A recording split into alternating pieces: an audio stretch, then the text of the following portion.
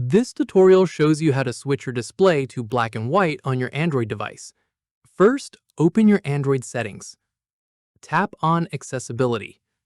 From there, tap on Visibility Enhancements. At this point, tap on Color Adjustment or Color Correction depending on what is listed on your device. From there, toggle on Color Adjustment to enable it.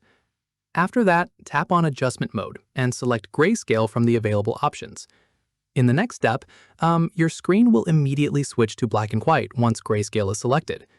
From there, go back to your home screen and confirm everything is now displaying in Monochrome.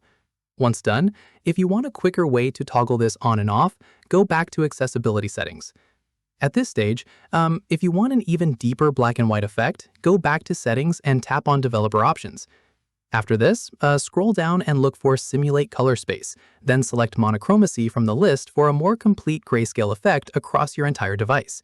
Keep in mind, enabling monochrome mode through developer options applies a stronger grayscale filter than the standard color adjustment setting, so choose whichever level of intensity suits your preference.